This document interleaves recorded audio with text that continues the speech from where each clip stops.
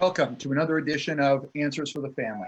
I'm your host, Alan Cardoza, and for those of you that have been listening, sending in questions and comments, thank you so much. Please continue to help spread the word that each week this show will bring on special guests, can inspire, educate, and in some cases entertain, while bringing answers and options to making our lives happier, healthier, and more successful. Now, we will introduce you to top professionals and talented authors who are working to make this world a better place for all of us. Now, I'd really appreciate it if you could all do me a big favor. Please forward one of our shows to your social media group and to someone you know that can benefit from today's show. This is one powerful way that we together can make a positive difference in the world. And with all the negativity and divisiveness out there these days, I hope that you will find answersforthefamily.com, a place that you can go to see and hear some of the good and positive things that are happening around the world, which is also why we want you to share it with other people. There is so much divisiveness out there that is being put out through major media that we need as many of these outlets as possible, where you see that there is a lot of good going on and a lot of ways that we can improve our life. Now, with that in mind, if there was ever a time in recent years that we needed to focus on gratitude, this is the time. My son Chase and I wrote the Attitude of Gratitude Journal, something that at the time was geared towards teens going through some challenges in their life. Well, we're all going through challenges in our lives right now. So please go to our website at answersforthefamily.com and download a free copy. It is our gift to you. All I ask is that you subscribe, which is for free, and give it 21 days and comment on whatever platform you listen to us on, what focusing on gratitude has meant to you and your family. Now, a quote, although not in the journal, it is by our guest today, and that is, "I make music to calm, ground, motivate, and inspire people into making positive changes in their lives, and thus positive changes in the world." So, if that doesn't fit into something that we need right now, I don't know what does. So let's talk a little bit about 2020 and what it means, because right now, navigating life in 2020, it means that we're coping with around 5 million% more stimuli than we were just 50 years ago. So let's pause and let that sink in for a minute. 5 million% more stimuli. So our topic today, in hopes for us to be able to bring that down a little bit, is also the title of our guest's new book, which is Simplify: How to Stay Sane in a World Gone Mad. Our guest, Bob Hillary, is a young musician and writer, and this is his first book. Well, he is also signed to a well-known record label and has released 4 albums to an international fan base. He is a regular blogger and has a loyal following, and also writes articles for Kindred Spirit. He has played at the Glastonbury Festival and tours the alternative spiritual music scene in New Zealand, Australia, and Europe. Now, Bob spent a year living off the grid, and it was this experience that formed the basis for this book. This short, practical, and ultimately simple book is a manual for navigating modern life and making the right choices to result in a more peaceful, stable, and happy way of living, which is something I think most of us could use right now. Bob, welcome to Answers for the Family. Thank you very much. Hello, nice to be here. Yeah, well, and I appreciate you coming on. I know you were saying you're not feeling your best right at this moment, so I appreciate you still taking the time to talk with our audience, because I think it's really important that we have other outlets, that we have ways that we can kind of go inside and work on ourselves and bring ourselves to a more calm and peaceful way of life, because it sure seems like there are powers out there that are focusing on just the opposite. Yeah, they really do, don't they? It's pretty bonkers time. I'm actually speaking to you from in my camper van, or I'm in a field in England where I live. I've been at a conscious festival called Medicine Festival, so I'm walking my talk right now. So yeah. The Medicine Festival, I'm guessing it's not sponsored by Big Pharma. So Tell us a little tell us a little bit about that. Oh, it's been very inspiring. It's just been 4 days of, it's been about 500 of us people come together to explore alternative medicine, but really through the art of music and art and healing and being on the land together. What happens when you get 500 people on the land together, you know, creating art and music and making magic, and what happens is amazing. Yeah, so I'm feeling very inspired, albeit a little bit run down. Yeah, but yeah, it's very inspiring. I'm feeling very inspired right now, actually. Well, Very grounded also. good. What, speaking of inspired, what inspired you to write this book about your experience living off the grid? Well, my book has really been written because I'm an empath, and I have a kind of concern and a care for humanity, you know, like a lot of us do, and I just see that things are unnecessarily messy out there, and when they don't need to be, you know. And so yeah, as an empath, as a caring person, this book has come through me and from me, and it's going out into the world, which is you know, I wrote this book actually 3 or 4 years ago, and I had no idea things were going to get so intense as they are now. So actually the timing is spot on. Doesn't mean I'm very happy about the state of things. It's a big mess, really. But yeah, here we are.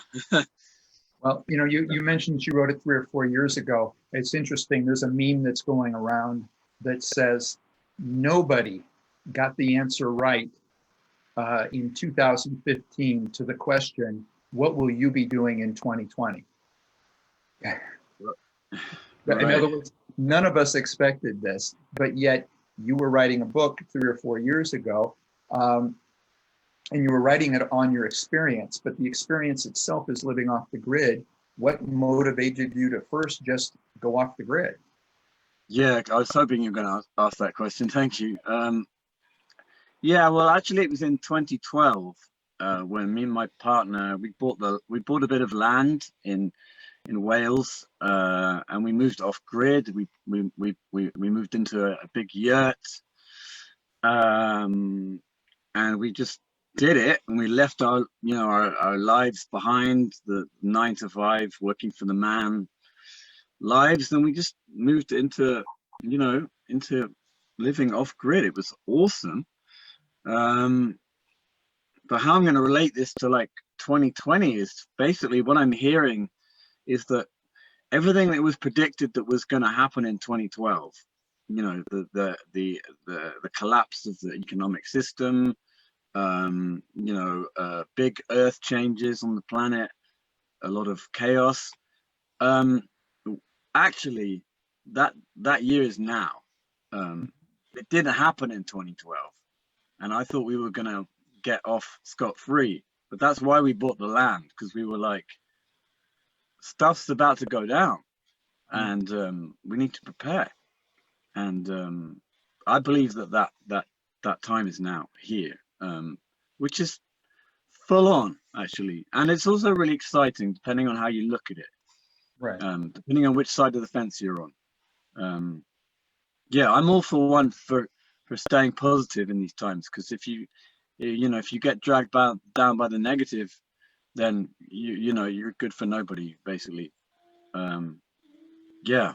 Well, and I definitely agree, but be it 2012 or 2020, and not that I disagree, but why do you think the world is going mad? The world, I'm not going to pretend that I'm like a guru, that I have the answers, but I can just give you, you know, what I think. The reason I think the world is going mad right now is because we're living at the end of an age. uh, do you understand what I mean by the patriarchy? Go ahead and explain it because we have a lot of people. So, Okay, well, uh, for the last, 10,000 or plus years, we've been in something called the patriarchy, which has been a male-dominated system that's run by men at the top who tell everyone else what to do. It's like top-down system. That's why we have governments, and from my understanding, I'm quite alternative and I'm very into astrology and things. The astrology of these times tells us basically that the patriarchy, that male-dominated system where there's, men in charge at the top of the pyramid, telling everyone else, the rest of the planet, what to do, how to live, etc., etc. That system is now ending. And frankly, I think we've all really had enough of it. I don't know about any of your listeners, but like, the way we live on this planet is 99% of people are unhappy and they're unhappy because we're living in this system where we get told what to do, when to do it. We have to pay our flipping taxes. We have to work our asses off for the man, at the top who gains everything. And why everything is going mad right now is because that way of life is being called to change. And if you're anything into astrology, or if you want to look into astrology tells us right now that time is coming to a close, which is gonna look quite chaotic for a while, maybe 5 to 10 years. As one chapter of our history closes, another begins. And so what's going to happen, and I've been seeing this come for a while, is that as the patriarchy dies and we're going to see a lot of chaos in our governments, and we already are, right. They're kind of battling to cling on to what they have, but it's not going to work. And so what's actually happening is that one system is dying as another is rebirthed. And it's really up to us, really, every one of us right now on the planet, as to what we choose in this time. Are we going to go down with a sinking ship, or are we going to choose to like step into the new? Because if we step into the new, we're going to be having a great time. Well, but that's going to take some courage, Exactly. And I like what you're saying, but what's to keep us from going through what has happened so many other times in history, to where whomever or whatever it is that moves into that space of power, that unfortunately it just becomes another pyramid. It just pushes different people down to the bottom, and whomever it is that steps into that then feels that they have to go back into the same type of system, only with themselves now in charge. And I think that seems to be one of the problems in history that's kept us from getting out of that, was we start to have a revolution of sorts of people saying enough is enough, but then somebody else seems to take over and do the same type of thing. How do we get past that? Because history has shown that that's happened way too many times. Yeah, I agree. Yeah, I think this is about personal sovereignty. I think it's about the heart as well. I mean, I'm really into healing. Mm-hmm. I'm a healer, and a lot of people I know are healers, and they're into healing, and the planet right now is being called to heal. We're being called to heal the ways that we do things, the way that we live, mm-hmm. the way that we consume, the way that we shop, the way that we eat, the way that we work, it's all changing, and that's really exciting.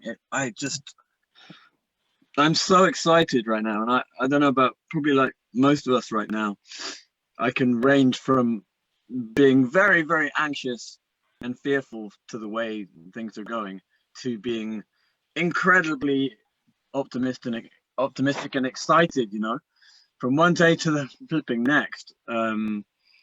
These are strong times, but where am I going with this? I've forgotten the question. So I've had a long weekend. Oh yes, personal sovereignty. Yeah, I don't know. It's like the way of the heart. When we heal ourselves and we step into the healing path, and we, you know, we open up our hearts. There's no need for competition. When you're in the heart, you're just in the heart and you're open. And when you're open, you don't need to be in control. And you generally, you get on with people. And the issue right now is in our society is that we're forced to live with our hearts closed, and we have to compete with everybody, you know. So we have this battle everywhere we go, in our workplaces, on the street, walking down the street, like people are shut down, you know. You know, I believe that we actually don't need leaders. We just need to get into our hearts and lead ourselves. You know, it's that's what I mean by personal sovereignty. When we step into our own, when we step into our heart, you know, we don't need to be led. We can let the heart lead us. That's what I've been exploring with these 500 people here in England, and on this land where I am right now. Is what happens when no one's in charge and when everyone is encouraged to be their truth, you know, be to step into their power, you know. Mm-hmm. Yeah, we're taught that we're powerless, but that's rubbish. We're totally powerful, each one of us, and power gets given a bad rap, you know. There's nothing wrong with power, it's just how we use it, you know. I think you're right, and I think unfortunately our education system is set up to where we have children that are free and they're happy and they're powerful and they think that they can do anything and they can use their imagination to do anything, and there's this stifling of it. There's this pressure to to say, don't do that, or you get these weird sayings and stuff about, if they're just laughing for no reason, for them, for an adult to look at them in a harsh way and go, "What are you laughing about? Who cares? They're laughing, let them have fun." They're supposed to be laughing. Yeah. Yeah, we're all supposed to be laughing. We forget how to laugh. Jesus. I know. Yeah. So let's talk a little bit about the book and why simplifying, is part of this answer, and why now more than ever. What's the question?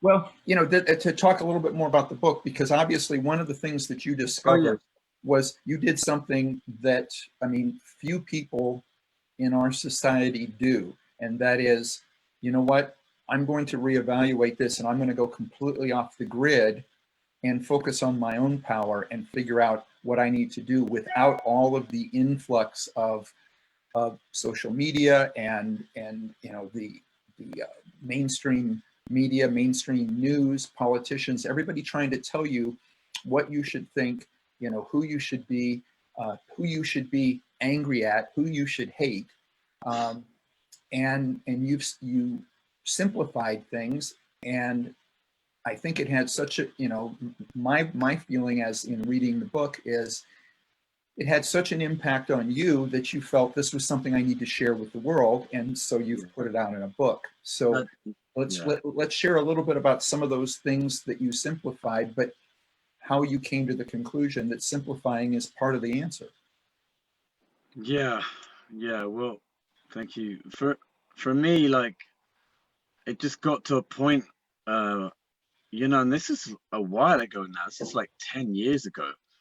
And 10 years ago, we weren't like as digital and technology obsessed as we are now.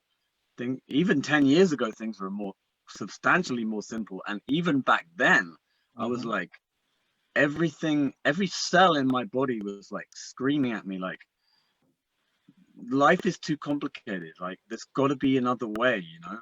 Like, so we bought that piece of land, and we moved onto that land, and we gave it a shot. And we've, you know, we stepped into a way of life, a way of living that was about simplicity and cutting out all the rubbish that we get told we need, and you know, letting it go. And it was such an awesome journey.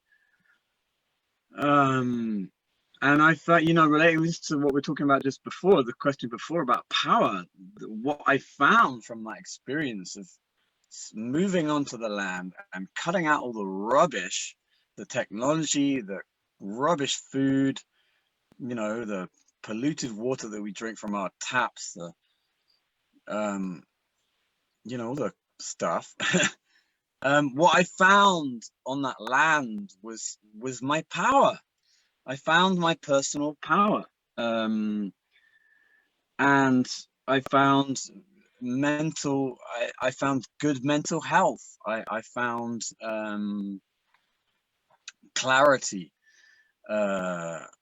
from letting all the stuff go.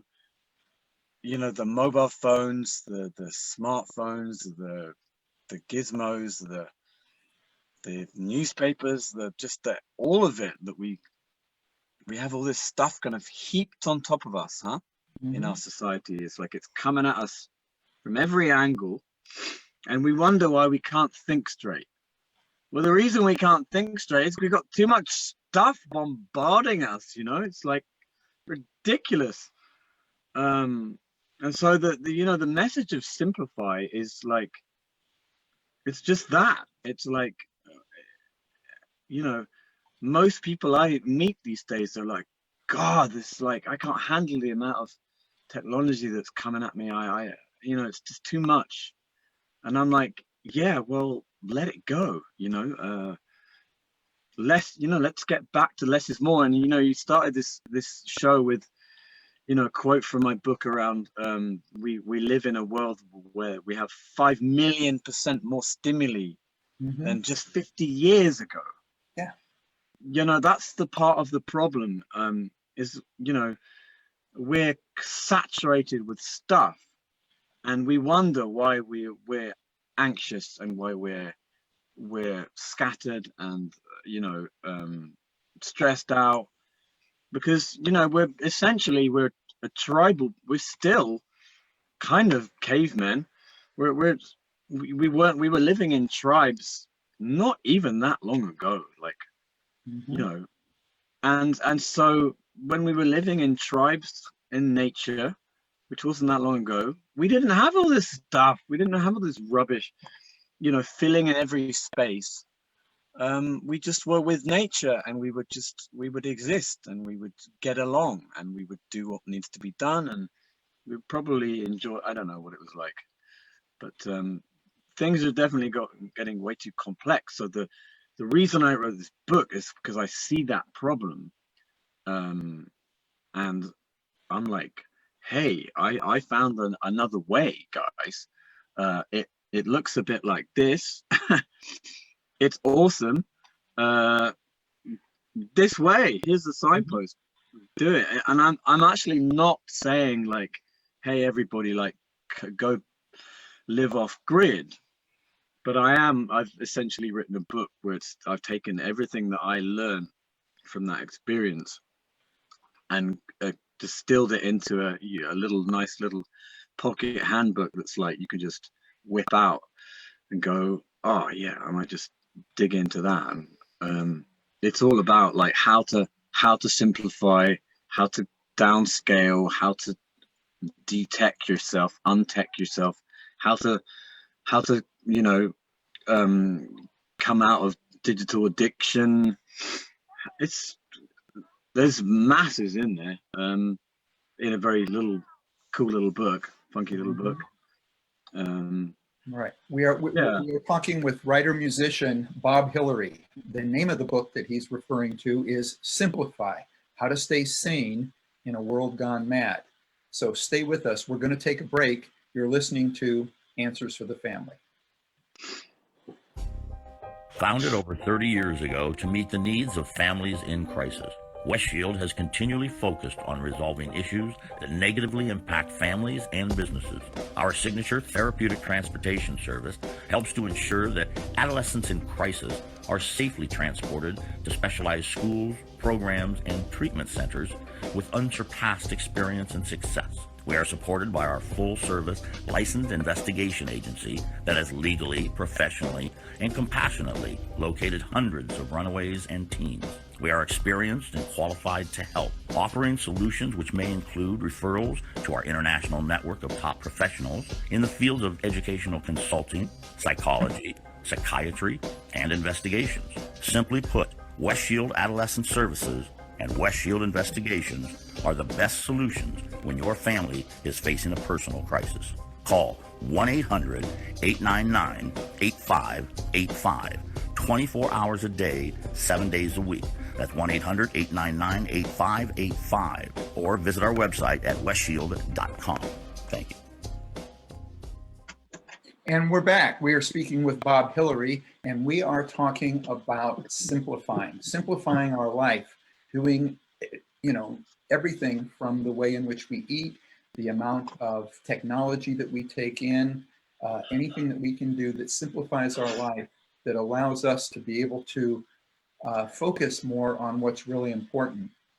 Bob, one of the things that I wanted to touch on is there's been a huge increase, especially here in the United States, but I believe it's all over the Western world, in regards to addiction. It was already on the rise, and then COVID hit, and in 2020, it is now heading towards epidemic proportions. Talk a little bit about maybe some advice that you would give for anyone listening who is suffering with an addiction to technology. Yeah. Well, I have a whole chapter in my book. There's 6 sections of the book, and one of the sections is called Untech Yourself. Mm-hmm. I used to be addicted to technology, and before I was lived off grid. And basically, what happened when I moved off grid is I tackled that addiction, and I unhooked. And part of my journey, my whole journey really actually from moving off grid was about unhooking from all the negative aspects of society that keep us plugged in, in as slaves, really. Yeah. Feeding a system that is essentially keeping a few people at the top mega rich whilst we all slave away. And I've broken those chains, and I continue to break those chains, and that's awesome. And I know a lot of people out there right now, they're doing the same, because people have had enough. It's can't go on. So regarding addiction, God, yeah, it's big. It's difficult for me to say, because it's very easy for me to say, like, hey guys, get rid of your phones, because we need them. However, it's hard. I would say for me, the answer is nature. If you take yourself off into nature, and you see if you can plug into nature instead of the technology. When we live in a city and there's just no nature, or not enough nature around us, and there is only like technology. That's when we talk a little bit about how you made it work for you, because I know people that talk about the fact that they give themselves a technology break and they'll leave their phone home for a day or a weekend. But they've also said that they're going through what is the equivalent to withdrawals, like somebody that's addicted to heroin. They're literally going through withdrawals. How long did it take for you? How difficult was it in the beginning? And then once you did it, because obviously you were living on the grid. In fact, Cher, I don't think I said how long it was. How long was it that you were off the grid? Oh, it was like 2.5 years. Okay. Yeah. So at one point, I know that there's a lot of studies that say that, we need at least 21 days to break any habit. How long did it take you to where you felt like, I don't need that anymore?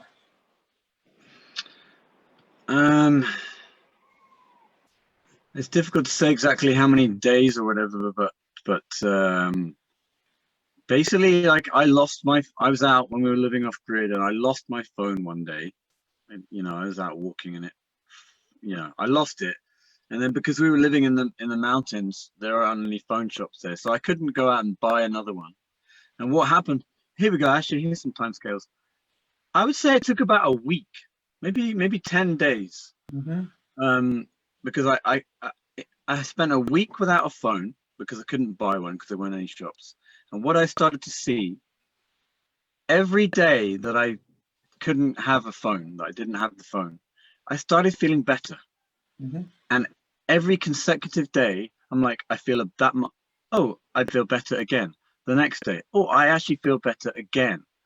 And what I started noticing was my clarity of mind and my mental health, and actually just my basic happiness started to rise. I'm like, oh my God, there's a complete correlation between that and not having a flipping phone.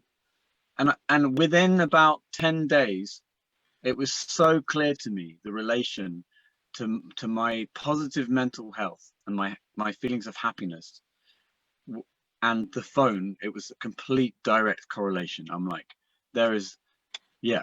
And so what I actually decided after 10 days, this is not very long, 10 days, I decided to not go and buy another phone. And so actually I did 6 months without a phone. And I'm not saying that people need to do that, but I am implying that if you're addicted to technology, it's going to take some kind of strong willpower in you that we all have. We're all the same. We're all humans. We're all made of the same stuff. We can all do this. If I can do this, anyone can do this.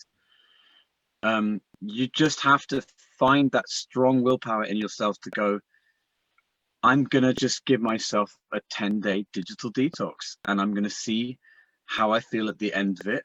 If I feel really great, then hey, maybe I'm going to make some really, really drastic changes around my internet use and my smartphone use. And that's up to every one of you. That's your journey. But this is big, Well, this is big. And I agree. And I think to add to that, because there are some of us, and I'm a detective at heart, so I'm a researcher. I like science. I like scientific evidence.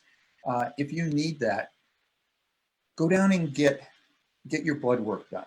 Okay, and most anybody that has a health plan, at least once a year, they're supposed to do your blood work for you. But get your blood work done, and then do this detox. And you can do it on a variety of things. You can do it from technology. You can do a detox from processed foods. You can do these things and then go back in to your doctor and get it done again.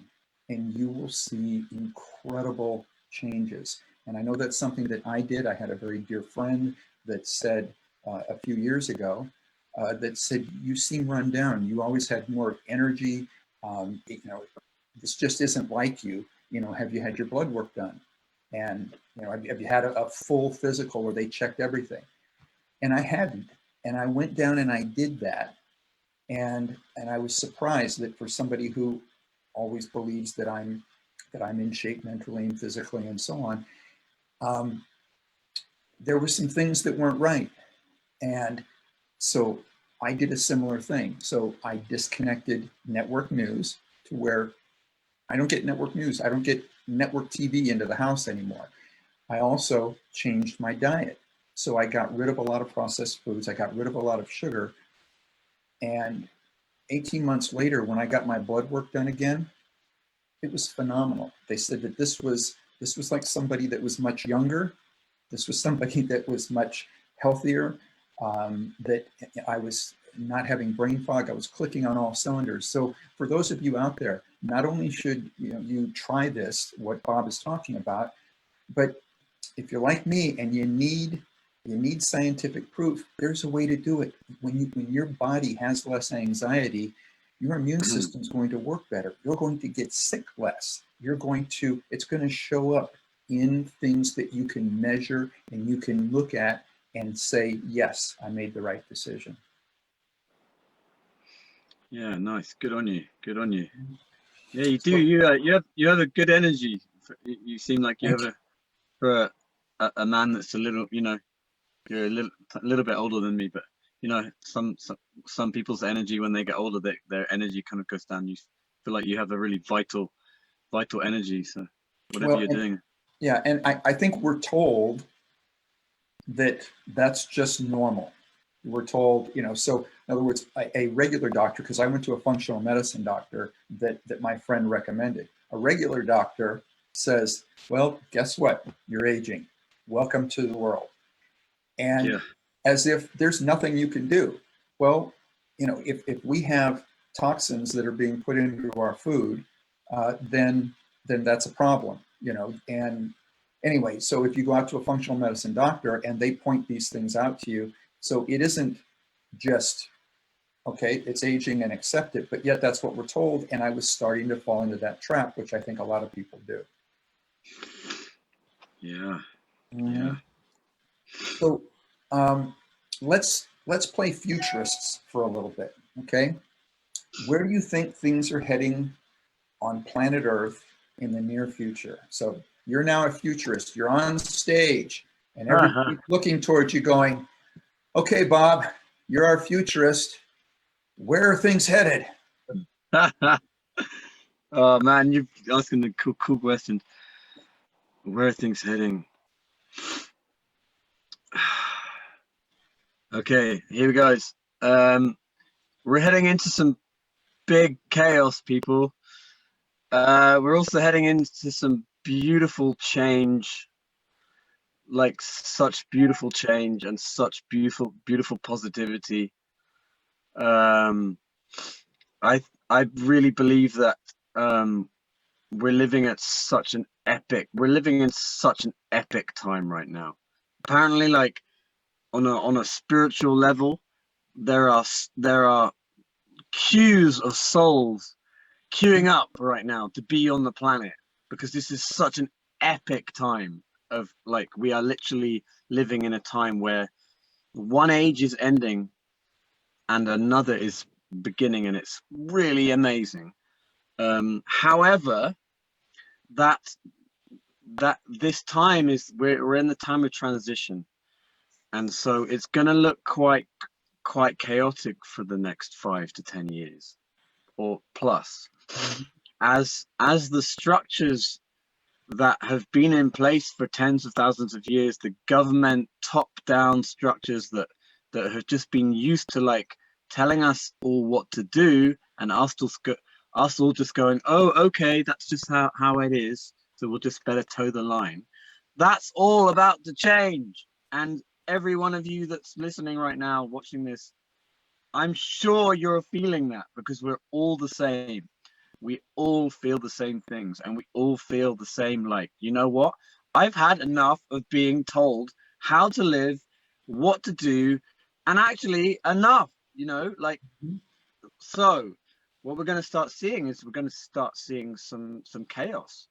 And that's part of what needs to happen for the changes to occur.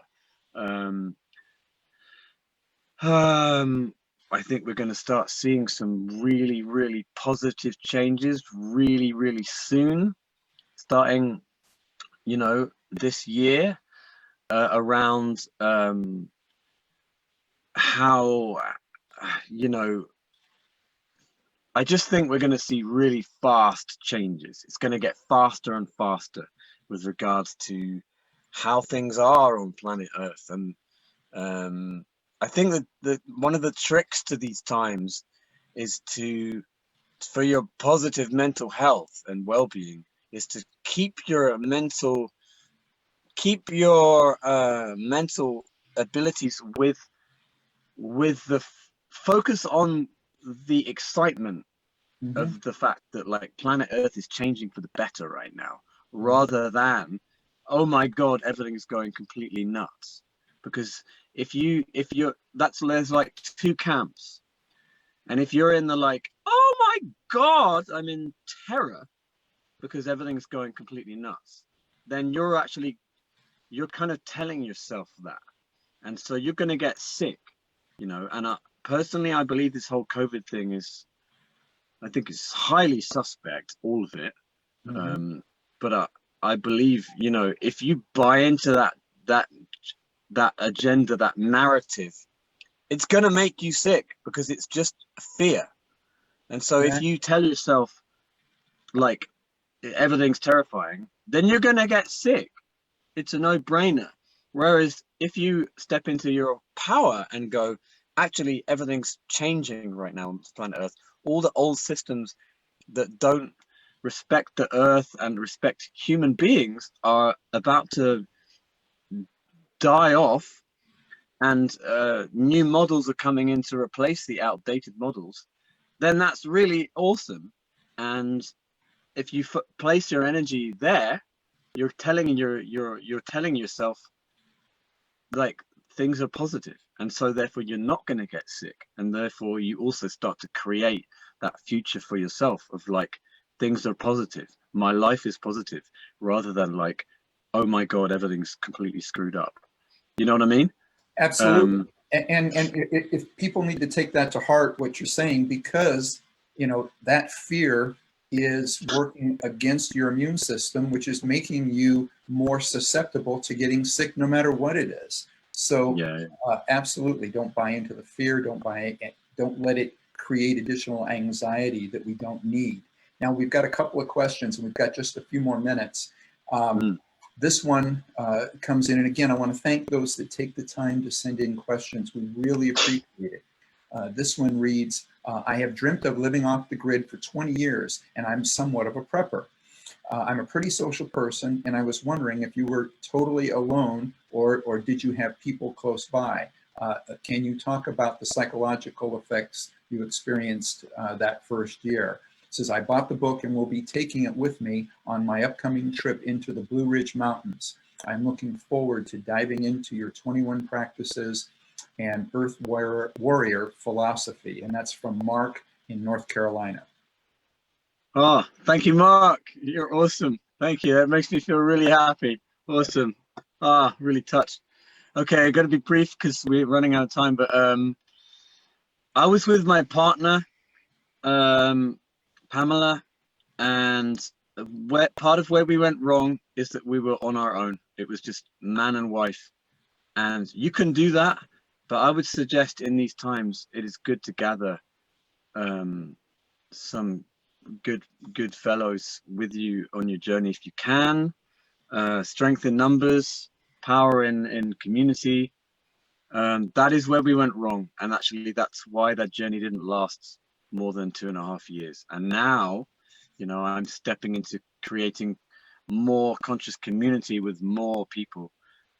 That's the next part of my journey, which is why I'm here on the land in my camper van with 500 conscious brothers and sisters around me. What was the second? Psychological. Yeah, just to answer that, the first 6 months were tough, because what happens when you step onto the land out of society is there's a big shift in and so your stuff kind of starts coming up, so you just got to stick with it basically, and then you'll start feeling the shifts within you, and then you're rocking it basically. But yeah, some initial hardship psychologically of like, this is a big change, and it's challenging because you step out of the comforts of society, you know. And that's part of the trap of society, is like they make it so comfortable for us. You know, it's easier to stay in that trap than it is to break free. And our challenge, I think, is to break free now. Yeah, and I think you bring up a good point, and I think it's good advice, is that we are still social beings. So doing this, with others may actually be the answer. Now we've got another question. We've got about 2 minutes, and this one reads, I have two teens, 15 and 17, and because we are living on a ranch/farm, they have a much freer lifestyle than city and suburban youth do. I call them my wild things, as they are always exploring the woods, connecting with the animals, and so in tune with nature in general. Is this what you mean when you say you explored your, quote, wild edges? Although you are, and it says, although you're a bit older than them, I think my kids would love reading about your experiences. Do you think the book is appropriate for that age group? And this is from Marilee in Texas. Hey, Marilee, thank you for your question. It makes me feel really happy that children and teens would be reading this book. I have deliberately written it in a really light-hearted style so that it's accessible for anybody. It's like I'm bringing all the subjects and topics of these times, and I'm making it very accessible for people.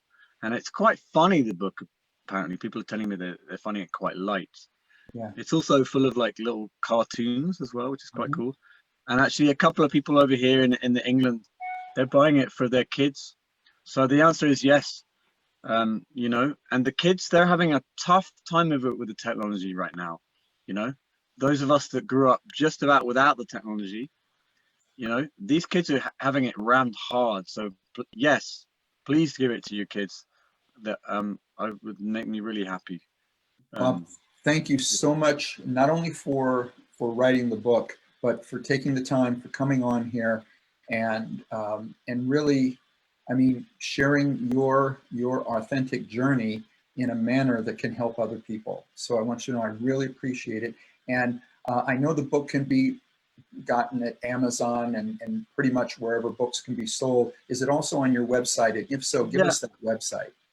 Yeah, I'd like to direct people to my website, please, because I'm not a massive supporter of Amazon, actually. My website is bobhillary.com, and there's all my music there. I have music videos, albums, the book is there. There's a lot of videos to help. I do a weekly vlog around like talking about these times, called Messages from the Woods. So please just head over to my website and check it out. There's loads of resources there.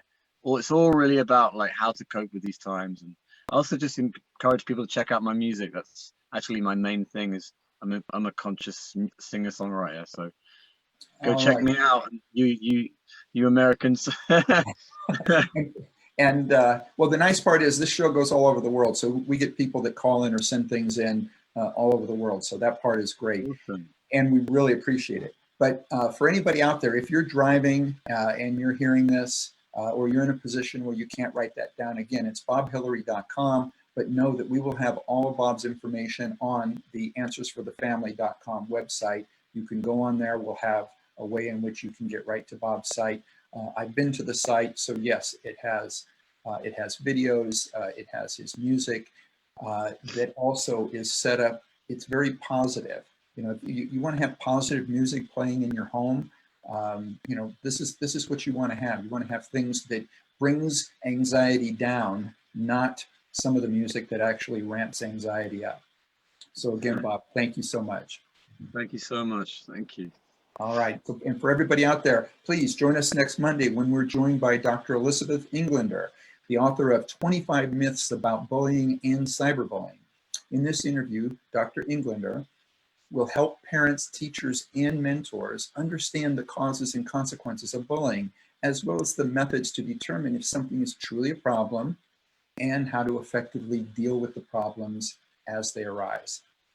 Now, again, for everybody out there, please visit our archives of past interviews at answersforthefamily.com. You can subscribe to the show through iTunes, iHeartRadio, Stitcher, YouTube, Spreaker, and SoundCloud. And if you like what you hear, please leave a review. It will help us reach more people and be greatly appreciated. And the next time you're on Facebook or Twitter, and now Instagram, I'm trying to get on that one, but that one I think is only under my name so far. Please remember to stop by our page and check out some of our latest posts. If you like them, please like us and continue to spread the word. So for everybody out there, be good human beings and be with us again next week on Answers for the Family.